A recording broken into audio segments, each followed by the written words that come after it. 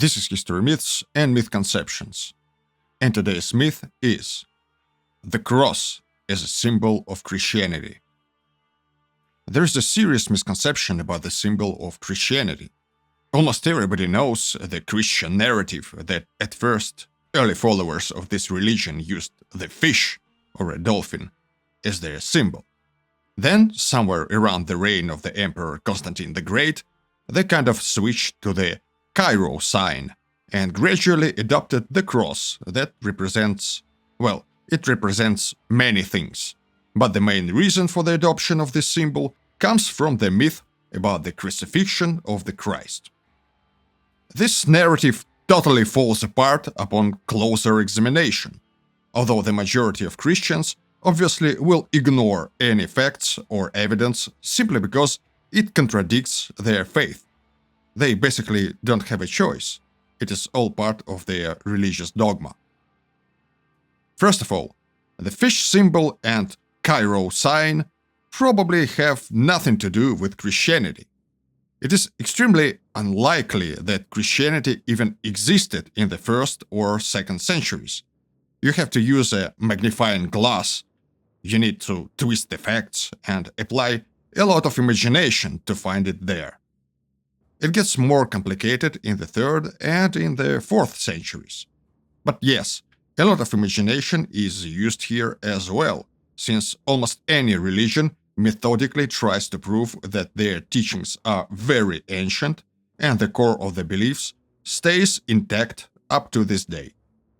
Since all of the crosses you can find in classical antiquity are either Greco-Roman symbols or just pure ornamental geometry, the traditional explanation is that early Christians used the fish as their secret symbol. There are a couple of these fish inscriptions here and there, for example in the catacombs in Rome, the ones that can't be properly studied because they are controlled by the Vatican. The explanation for the fish is absolutely fantastic. It is implied that the fish was chosen because the Greek word for fish is an acronym which stands for Jesus Christ, Son of God, Savior. It is absolutely clear that, if anything, it is not an acronym. It is a backronym. They just squeezed the words in to get the desirable result.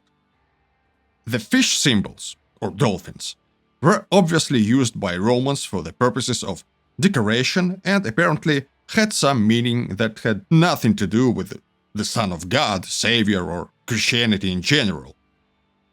Then, around the 4th century, we get this Chi-Rho sign, the labarum, which is supposedly just 2 first letters of Christ's name in Greek. Christ is Christos in Greek. There is no serious proof that Chi-Rho has anything to do with Christians. It is easier to make a case that Sol Invictus is the original Christ. He is featured on the coins of Constantine the Great. Than to prove that Chi-Rho was used by Constantine as the symbol of Christianity. Actually, some of the Christian denominations agree that Chi-Rho is probably not a Christian symbol at all. And now we're approaching the cross.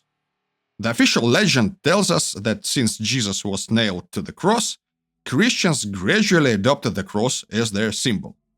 Well, no. It's the other way around. Mythological Jesus died on the cross because the cross is the symbol of Christianity. As you know, the legend tells us that this character was nailed to some kind of structure that involved 2 intersecting wooden beams. A very exotic type of capital punishment. This cross is usually rendered by the artists in a very unrealistic manner that ignores human anatomy and the laws of physics. It simply doesn't work this way. And quite frequently, Christians are well aware of that. So they explain it in a complicated manner. Like, well, it is a cross, but it is not a cross. Not literally. It is a T-shaped structure. Or probably even a pole. Which kind of invalidates the whole idea, because there is a certain difference between a cross, a T-shaped structure, a T-shaped structure with the inscription on top, and a pole. We are not even really touching the subject. Why would you make a device that killed your demigod your symbol?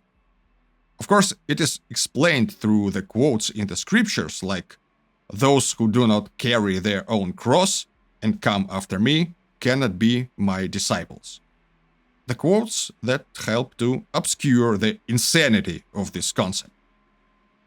It is also worth mentioning that according to Christian mythology, Jesus was crucified by Romans.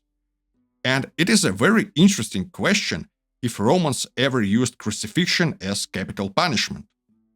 But it's gonna be a subject of a separate video. Spoiler alert, no, they didn't use crucifixion. They most probably used impalement, or, less probably, once again, tied people to a pole. There is no cross in this story. The official legend just doesn't make any sense. It is more or less just an attempt to add additional layers of meanings to the pre-existing symbol.